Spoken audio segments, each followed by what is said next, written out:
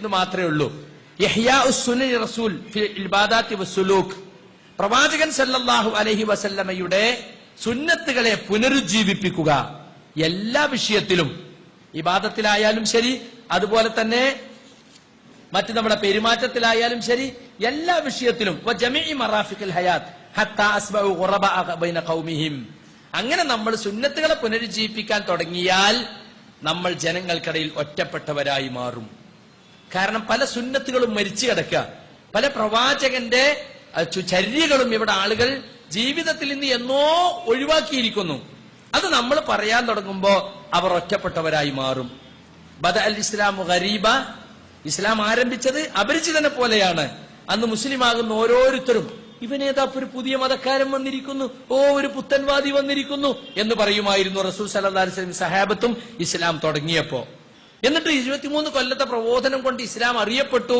പിന്നീട് ഖലീഫ്മാരുടെ കാലത്ത് റോമാ പേർഷ്യൻ സാമ്രാജ്യങ്ങളിലേക്ക് വരെ ഇസ്ലാം വ്യാപിച്ചു. പിന്നെ വലിയ സാമ്രാജ്യം തന്നെ ഉണ്ടായി. പക്ഷേ റസൂലുള്ളാഹി സ്വല്ലല്ലാഹു അലൈഹി വസല്ലം പറയാണ് വസയഊദു കമാ ബദ, കാലം കുറെ കഴിയുമ്പോ തുടങ്ങിയിടത്തേക്ക് ഇസ്ലാം തിരിച്ചു പോകും. ഊർബത്തുൽ ഇസ്ലാം, ഇസ്ലാമിനെ കുറിച്ച് പറയുമ്പോൾ ആളുകൾക്ക് ഒരു അപരിചിതാവസ്ഥ. ഇതേത് ഇസ്ലാം, ഞങ്ങൾ കേട്ടിട്ടില്ലല്ലോ, ഞങ്ങൾ ഉപ്പാപ്പന്മാര് കേട്ടിട്ടില്ലോ എന്ന് പറയുന്ന ഒരു കാലം വരും. അൽ ഖുർബത്ത് സാനിയ, രണ്ടാമത്തെ ഖുർബത്ത്. ആദ്യത്തെ ഖുർബത്ത് എങ്ങനെയാ നീക്കിയത്? ദഅവത്ത് കൊണ്ടാ നീക്കിയത്, അല്ലേ? നബി സല്ലല്ലാഹു അലൈഹി വസല്ലം സഹാബത്തും ശരിയായ ഇസ്ലാമിനെ പ്രബോധനം ചെയ്തപ്പോൾ ഇസ്ലാമിനെ കുറിച്ചുള്ള അപരിചിതത്വം നീങ്ങി, ആളുകൾ ഇസ്ലാമിനെ പരിചയപ്പെട്ടു.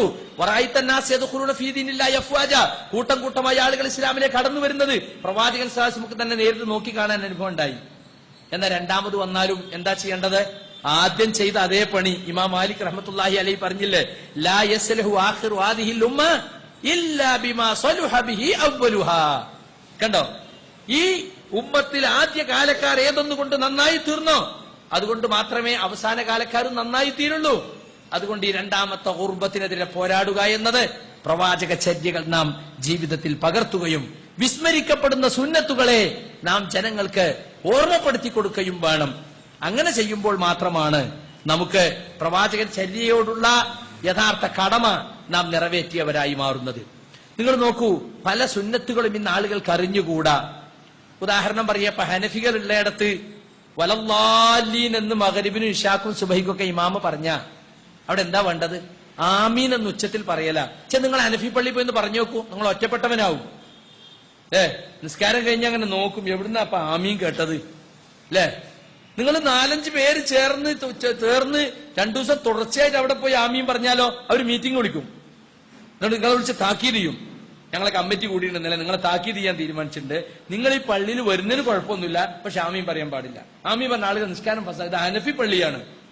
അപ്പൊ നമ്മൾ ഹദീസൊക്കെ എടുത്തുകൊണ്ട് ഈ ഉസ്താദിന് കാണിച്ചു കൊടുത്തു. ഉസ്താദെ, ഇങ്ങനെ റസൂലുള്ള പറഞ്ഞ ഇതാ അമ്മനൽ ഇമാമു ഫഅമ്മിനു ഹദീസ് ഉണ്ടല്ലോ. പിന്നെ സഹാബികളെ കാലത്ത് ആമീൻ പറഞ്ഞിട്ട് പള്ളി മുഴങ്ങിയിരുന്നു, പ്രകമ്പനുണ്ടായിരുന്നു, ഹദീസ് ഉണ്ടല്ലോ. ഇതൊന്നും ഞമ്മ കേൾക്കണ്ടേ, നമ്മളെ അനുപ്പിയാ. നിങ്ങൾ ചാപ്പി, നമ്മളെ അനുപ്പി. നിങ്ങൾ കീഴ് ജാതി, നമ്മൾ മേൽ ജാതി, അങ്ങനെയുള്ള അനുപ്പികൾ പറയാ. അതൊന്നും ഞമ്മക്ക് കേൾക്കണ്ട. അതുകൊണ്ടാണ് ഉമർ മൗലവി റഹിമഹുല്ല പറഞ്ഞത് ഇവരെ ഷഹാദത്ത് കലിമന്റെ 2ാം കലിമ മാറ്റണോന്ന്. അശ്ഹദു അന്ന മുഹമ്മദ് റസൂലുള്ളാഹ് എന്ന് മാറ്റിയിട്ട് അശ്ഹദു അന്ന അബൂ ഹനീഫത്തെ റസൂലുള്ളാഹ് എന്നാക്കണം. അത്രമാത്രം മദ്ഹബി പക്ഷപാതിത്വമുണ്ട്. അപ്പൊ ആ സുന്നത്ത് നമ്മൾ ജീവിപ്പിച്ചാൽ നമ്മൾ ഒറ്റപ്പെടും. പക്ഷെ നമുക്ക് ഒറ്റപ്പെടാന്ന് വെച്ച് പറയാതെക്കാൻ പറ്റുമോ? പിന്നെ നോക്കുക, നിസ്കരിക്കാൻ നിൽക്കുമ്പോ കാലടുത്ത് വെച്ച്, അല്ലേ, കദമും പാദവും ചേർത്തി ഒട്ടിച്ചു വെക്കണം. വകാന അഹദുന യുൽസികുമൻ